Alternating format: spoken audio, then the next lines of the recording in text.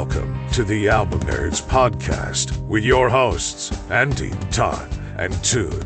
Welcome. It's Album Nerds Podcast time.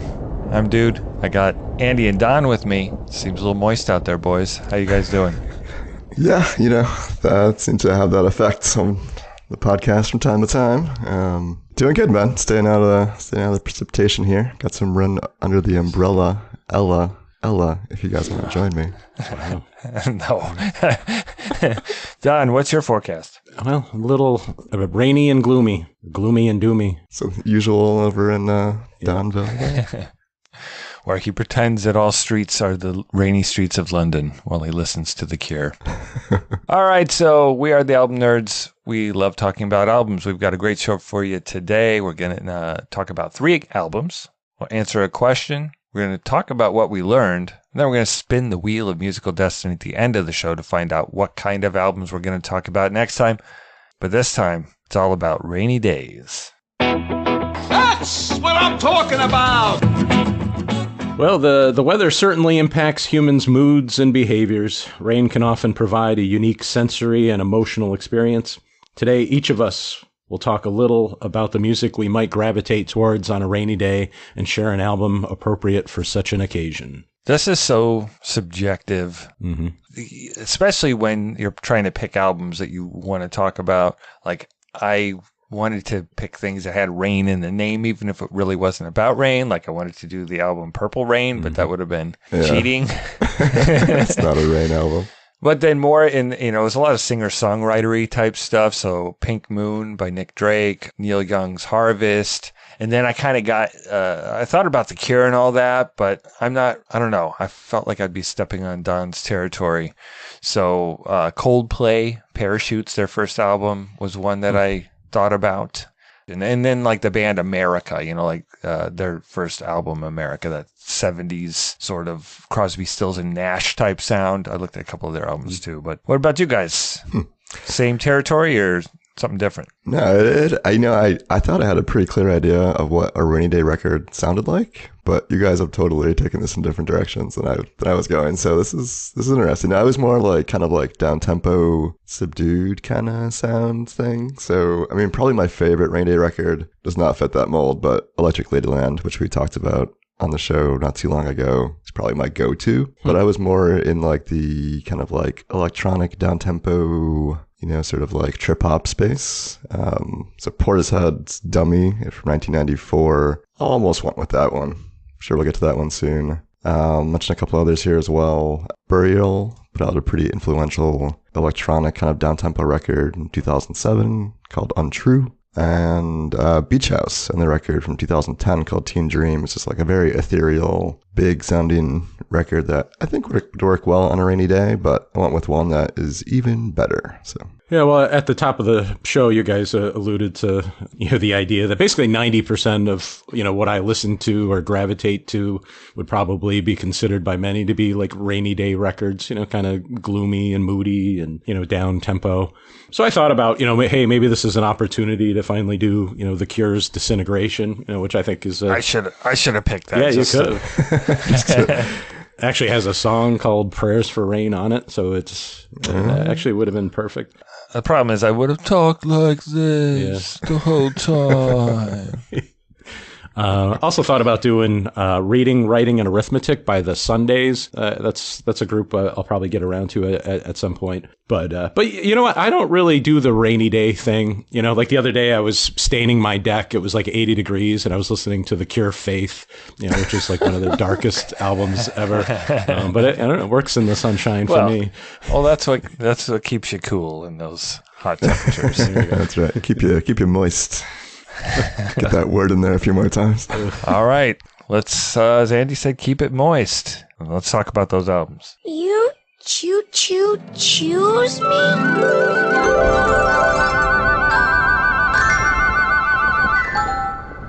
I'd like to welcome to the Sydney Opera House forecourt, all the way from Cincinnati via Brooklyn, The National. Yes, indeed. We are talking about The National and their 2007 album entitled Boxer. It's the fourth studio album for the five-piece from Cincinnati, Ohio. Brooklyn. By way of Brooklyn, yes. They did, I think, form in Brooklyn, or at least lived in Brooklyn for where they were recording this record. The band is composed of two sets of brothers, which is kind of interesting. On guitar and pianos and bass and drums. Let's play a little bit from the opening cut. This is Fake Empire. Through our shiny city with our diamond slippers on, do our gay ballet nights, bluebirds on our shoulders, we're half away. Yeah, a little bit of Fake Empire off of Boxer. Yeah, so this record, my three words to describe it are feels like a feeling. This record for me just kind of, it's like an old friend sort of that you haven't seen in a while, but when you reconnect, it's like you guys are pick up on the same page again. It's such a comforting vibe on this record for me. I don't really understand a lot of the lyrics, but I feel like I can relate to a lot of the sentimentality that he's getting across at. It's a very mysterious record, but it also feels familiar in a way, if that makes any sense. I think what drives me most to it is the lyrics. I mean, the band is nice on here as well. I mean, it's primarily made up of piano, drums, kind of some minimal guitar, and then this very forward-facing vocal. He just delivers some lines that just stick with me, and in kind of a haunting way that I still think about, even if I'm not listening to the record. Yeah, tracks like Slow Show, lines like I leaned on the wall leaned away, like things like that. Just like, it's a really minor turn of phrase, but just like that whole idea that the wall can't even be there to support you. It's just little things like that just really, I found pretty enticing with this record. Yeah, it's Eeyore-ish. You know, the Winnie the Pooh donkey dude that's always like, thanks for noticing me. Yeah, he's always down in the dumps. Yeah, it's just that nothing is good. Like the wall not being there for you. Like that's why this is so rainy. I mean, and they chose a black and white album cover too, which also adds to I always think of black and white when I think of rain. Mm-hmm. Yeah. Yeah, it's a very melancholy record, I guess you would say, is the general vibe. I think there is a bit of hope, or maybe a hint of the sun around the clouds on some of these tracks. Why don't we play another cut? This is a bit from Gospel, the closing track.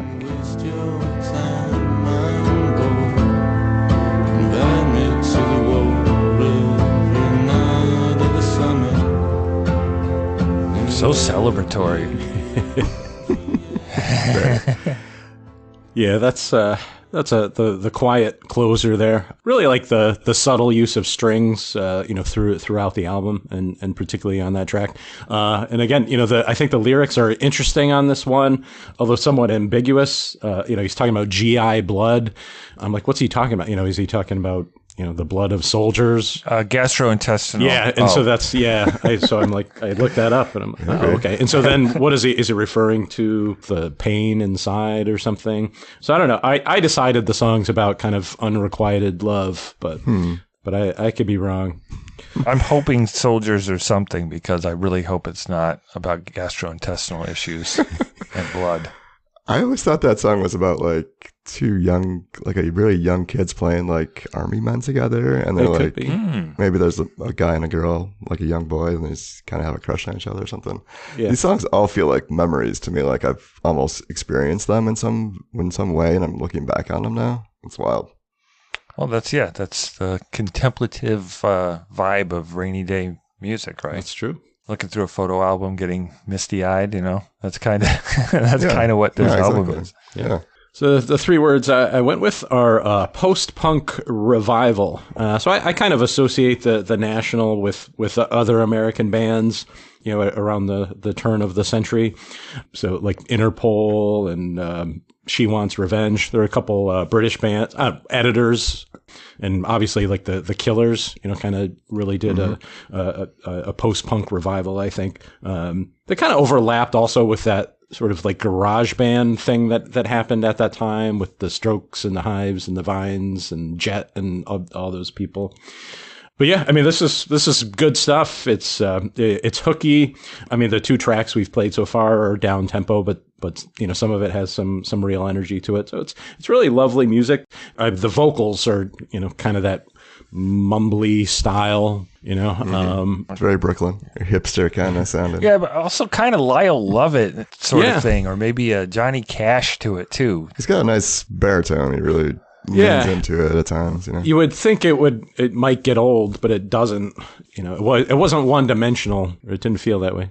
And yeah, we've already talked about the lyrics quite a bit. You know, I mean, that's something that, you know, you can keep revisiting and trying to figure out over time. So I do love to have an album where I can keep just discovering, you know, new things from it. Word up. All right, why don't we play a cut from the beginning of the record? This is a little bit of Mistaken for Strangers.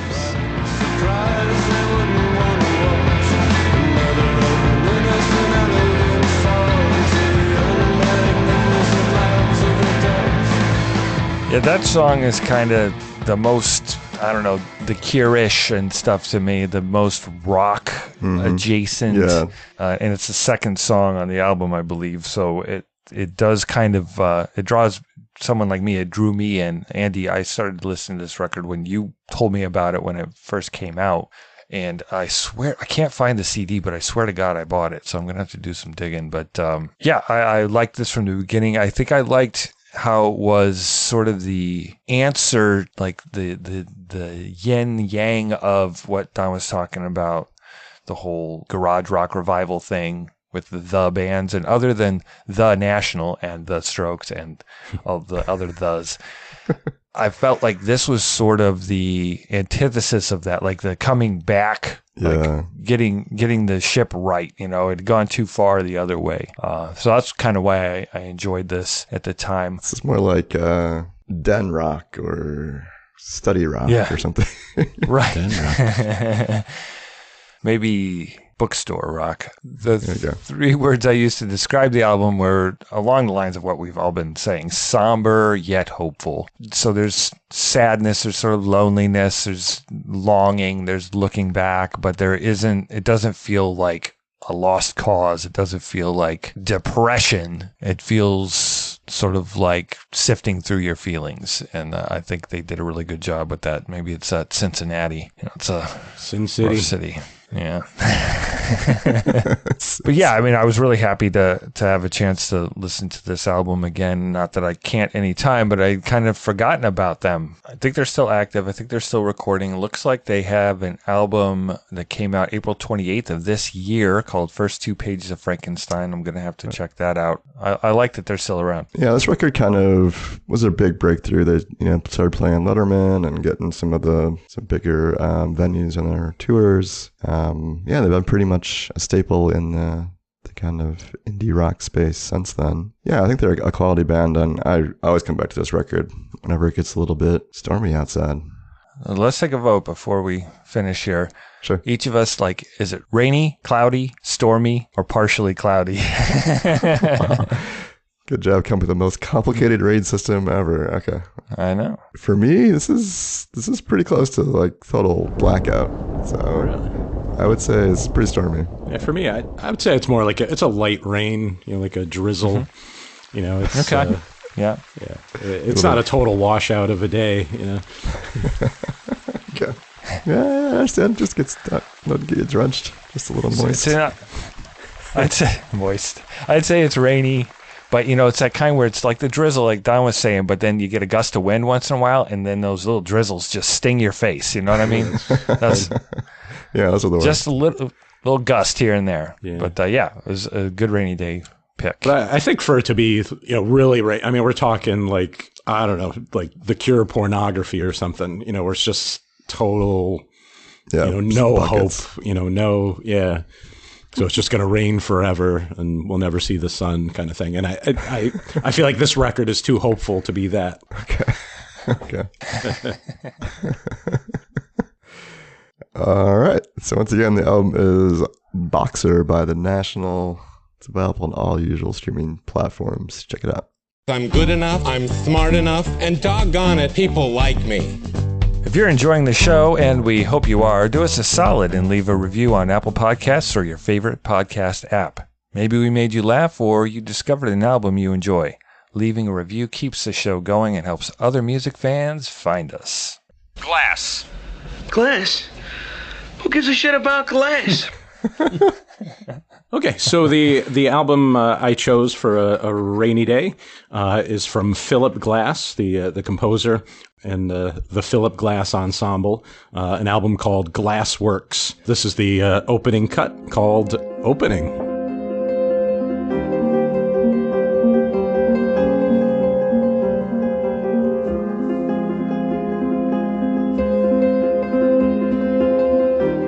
Well, Glassworks is a chamber music work. So, for those of us not that familiar with classical music, and I certainly am not. So chamber music just refers to, music that's meant to be played by just a few instruments, imagine in like a smaller room rather than, an orchestra, which would be filling a large theater. So like a dungeon, maybe? Yes. Yeah, exactly. So Glassworks is a chamber music work of 6 movements. We just heard part of the first movement by American composer and pianist Philip Glass, born in 1937 in Baltimore, Maryland. So Glass is, has a long career. He's done, lots of chamber operas, and he's done film scores. I remember hearing about him in music class, sort of an influential post-tonal modern classical, composer. Sure. Right. Post-tonal, of course. You like the post-tonal song you did? Yeah. We could talk about that. So, I actually, I chose this as a rainy day record because I actually kind of picture classical music, particularly like piano, listening to that while you're reading a book or... Yeah, but that's classy people doing rain days the classy way where they're reading. Yeah, Don's a classy guy. Yeah, well, professor. He's got the patches on his elbows. Yeah. Even when he's wearing a short sleeve shirt, he just glues some patches on his elbows so he looks like a professor. Yeah, so initially, there was some list I looked at of rainy day records, and there was another one from Philip Glass called Solo Piano or something, which I checked out. But it was 50 minutes long, and I figured we might not be able to, stomach that for 50 minutes. This was a little shorter, and I really liked that opening cut. But yeah, so this is kind of an exercise in minimalism, which is all about sort of repetitive phrases. So the 3 words I chose for this album are repetition works, David. That's actually a stupid line from Natural Born Killers. I don't know if you remember the Robert Downey Jr. character with the accent. He's like, repetition works, David. Repetition works. And so, so this, with this minimalism stuff, it's all about repeating phrases and adding, just a little bit each time and getting sort of this, I don't know, hypnotic thing going. This next track is maybe a better demonstration of it. This is Rubric.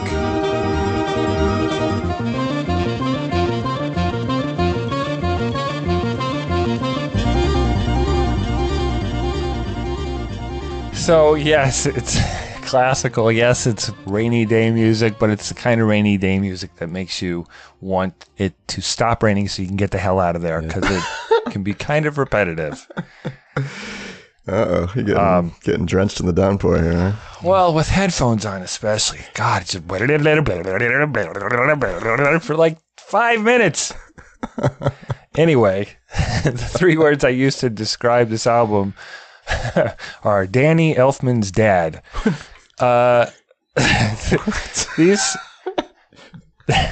So much of this reminds me of the score for the Tim Burton movies, like Nightmare Before Christmas and Batman, and then I feel also like John Carpenter's Halloween theme in here.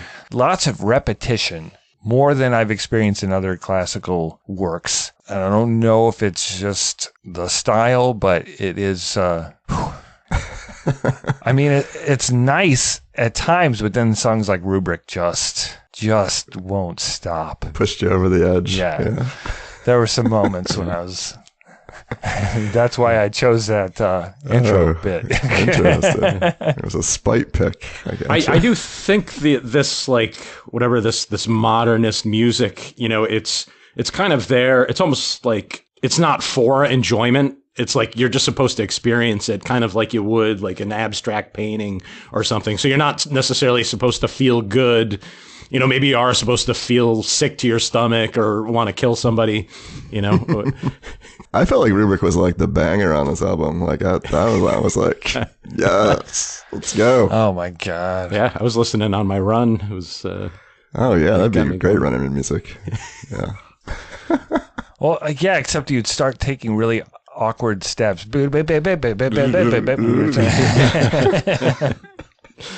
Okay, well, let's do a little more if you haven't had enough. This is one called Facades.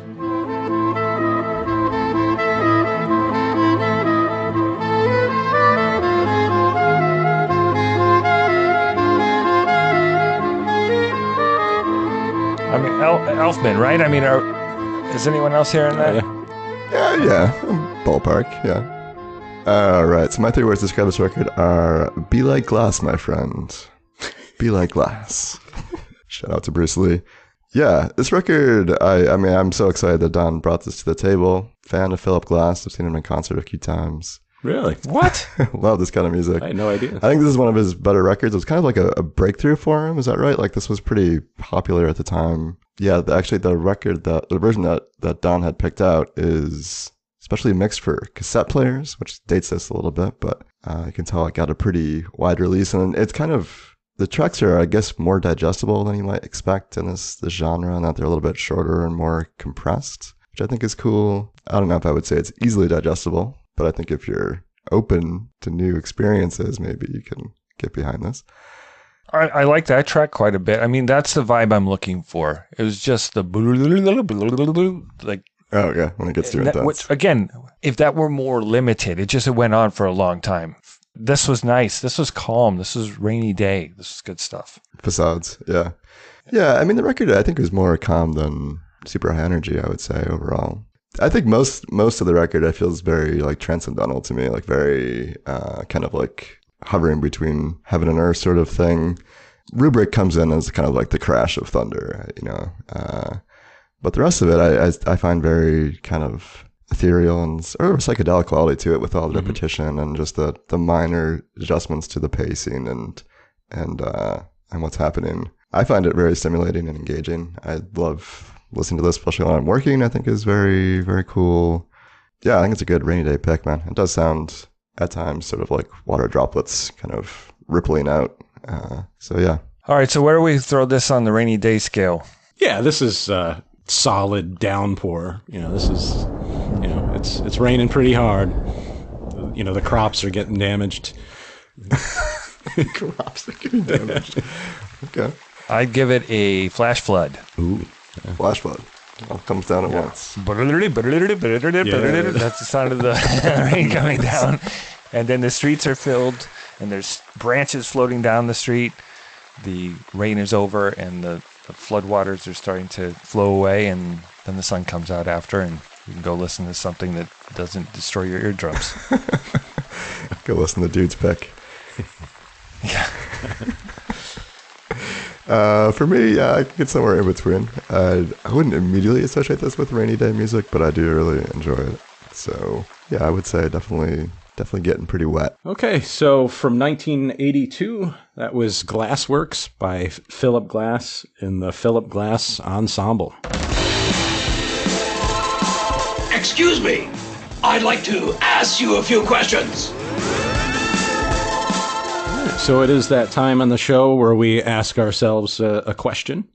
So do you guys remember Chocolate Rain? That guy that, Oh, I sure do. The Chocolate Rain. Yes, there it is. Oh, yes. Chocolate Rain. So that was one of the first kind of big internet memes.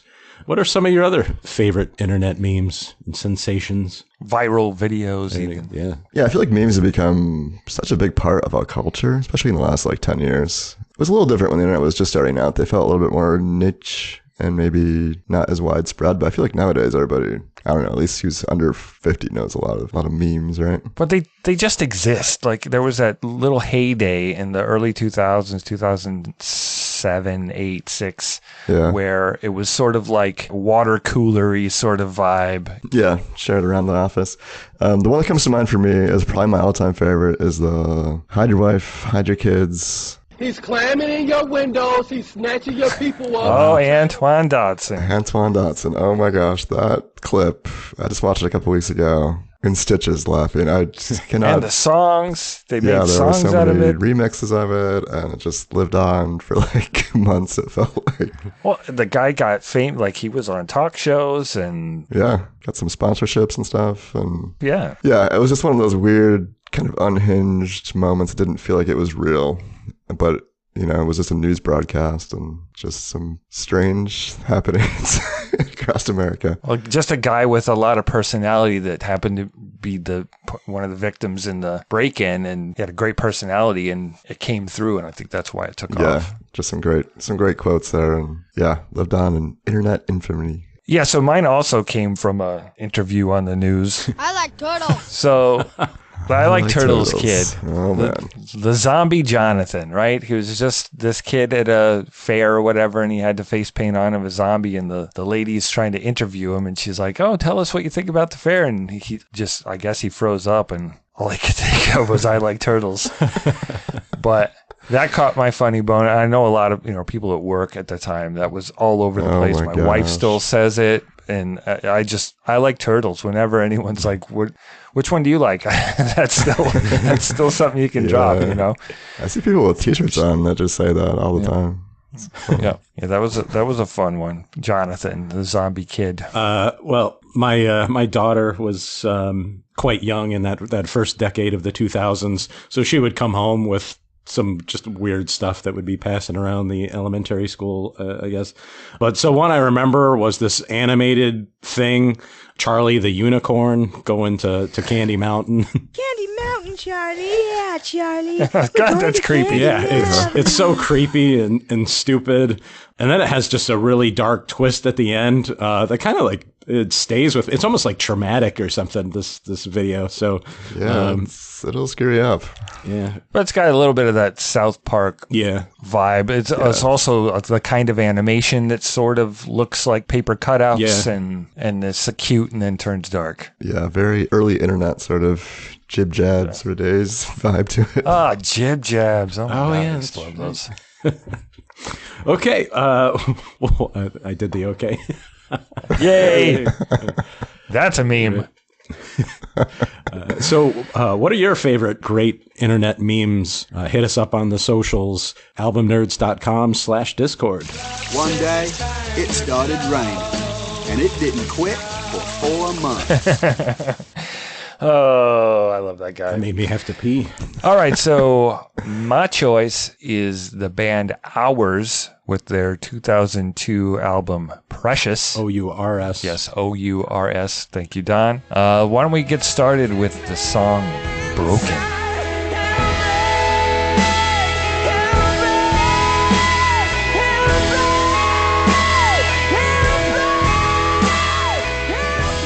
And he'll break your eardrums. Jeez. Yeah, so... Holy moly. I thought Philip Glass was intense.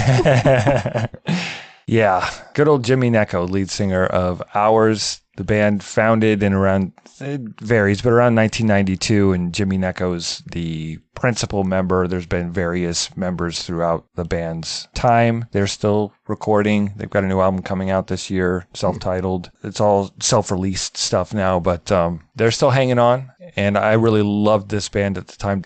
And they've got a very rainy, gloomy, but it still rocks sort of vibe going on. And the songs on this just feel like he wrote them when it was raining, from my perspective. So Precious was the second album, released in November of 2002. They turned it around pretty quickly. It was simpler compositions, but I think they really focused on his voice a lot on this because he does have pretty incredible range. The 3 words I used to describe the album: cloudy, chance of pain. Jeez. Sounds like a Don's 3 words. Wow. The album starts off pretty upbeat with songs that are a little less, I don't know, they don't really talk to the soul. They're a little bit more about ancillary outside things like the music business and stuff. Why don't we jump to one of those early tracks, kind of like track 3, where I sort of feel like the album truly begins. This is Leaves.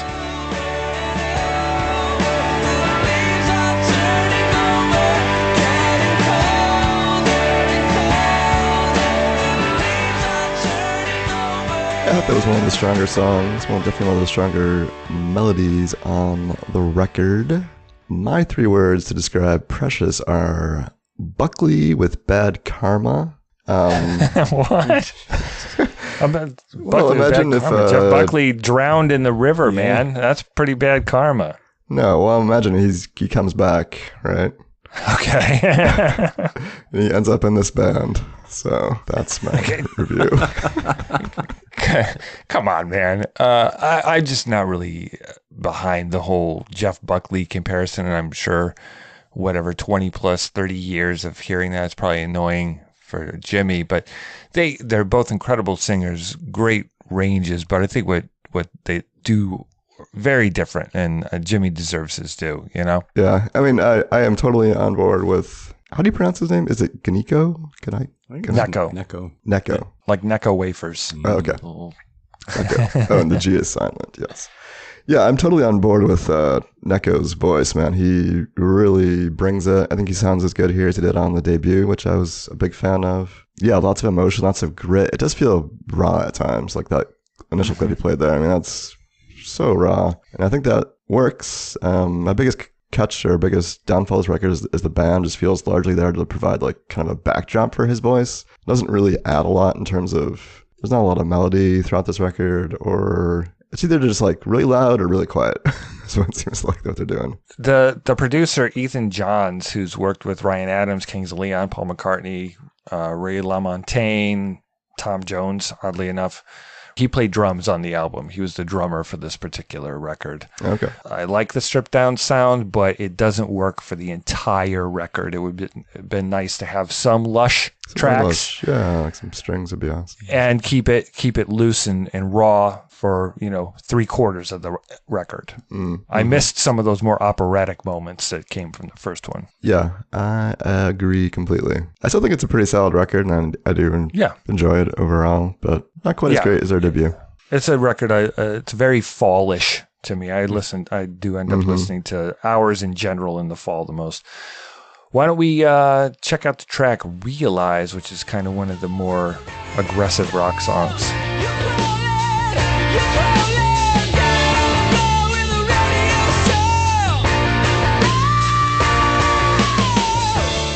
So I really I like the harder moments of the record because there aren't quite as many of those on the first album. So yeah, I do appreciate that, and I do appreciate the raw approach of this album. I think if I had a criticism of the first was maybe that it was just perhaps a bit too produced or a bit too perfect. The 3 words I chose to describe the album are so close to magic. This Jimmy Necco, he's an undeniable talent, particularly his voice. And, I know Dude and I were both very excited about this band when they came out. Mm-hmm. Saw them a bunch of times. Yep. Oh, yeah. And he can do that. The screamy stuff, he does it well live. I mean, I can't speak for now, but back in early 2000s, damn.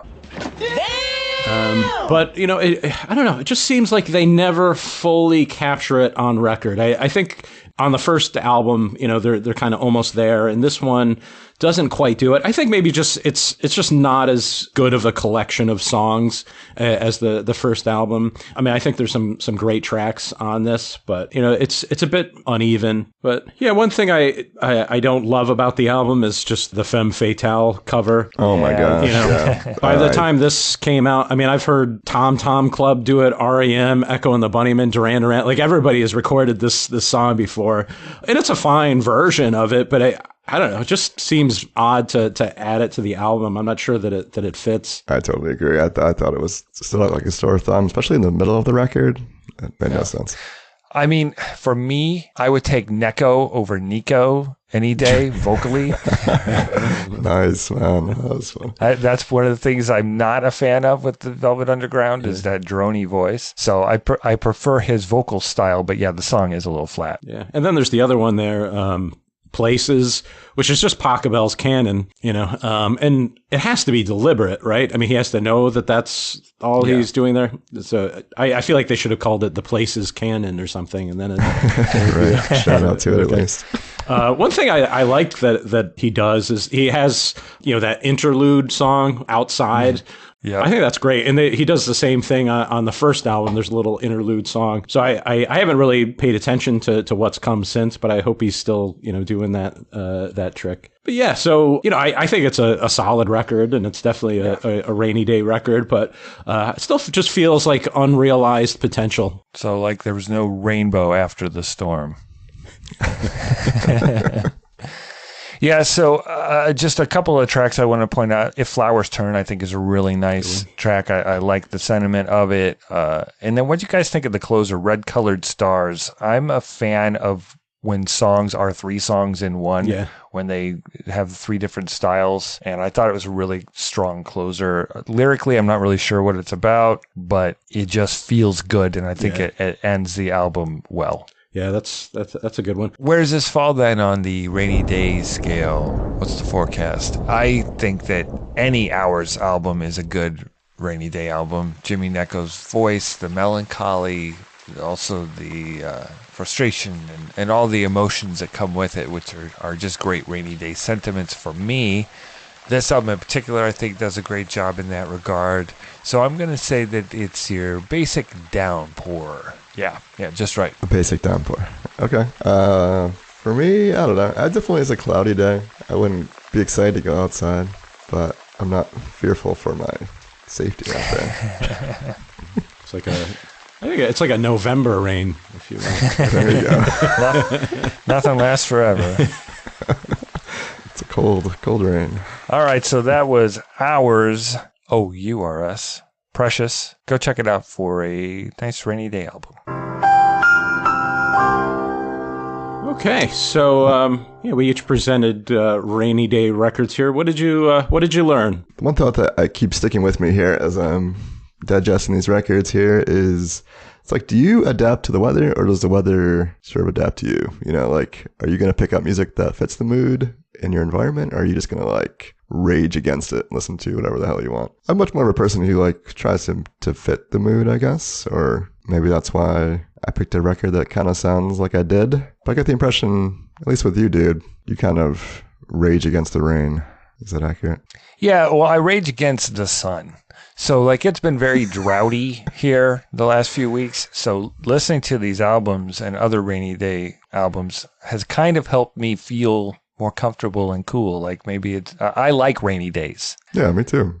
I like overcast. I like drizzle. So these albums kind of helped me cope with the oppressive heat. We've been hitting the 90s and stuff, and me no likey. I tend to think of a rainy day being a time where maybe there's fewer distractions, so you're paying more attention to the music, and so it has kind of a I don't know. It's just a good opportunity to listen to music at all. That gets a beard stroke, man. Nice.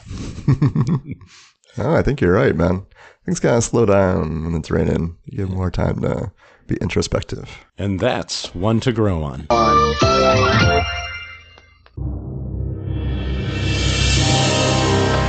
your density. I mean, your destiny. All right, boys and girls. It's that time once again where we call on our dear friend Wadba to wad on out here and tell us what Destiny has in store for us next time. Let's give that wheel of musical destiny a spin.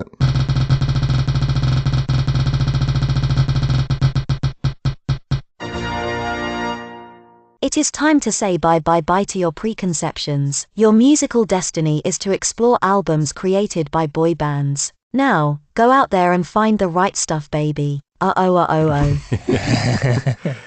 Those rainy doldrums are about to end. Boy bands. Can we go back to the rain? Oh, man. These are like pop groups, like NSYNC. Yeah. Boy bands, I think, refers to groups that were sort of put together. Yeah, formed maybe by casting calls and things rather than naturally. Mm-hmm. Has to be boys. Yes. Okay. What's your favorite boy band? What's your favorite rainy day record? What else are you listening to? Let us know. Join fellow album nerds on Discord at albumnerds.com/Discord. You can email us at podcast@albumnerds.com and follow us on Facebook and Instagram at Album Nerds. Also, please subscribe, rate, and review on your favorite podcast app. And if you'd like to support the show, you can do so via PayPal at albumnerds.com/support. Thank you for joining us here on the Album Nerds podcast and weathering that storm with us. Catch us next time when we're going to talk about some boy bands. Yeah, thanks for listening, everybody. See ya. Rain on me! Was I too close to the mic on it? You're on the other side of the room and you're still too close. I think I just had a heart attack. Nope.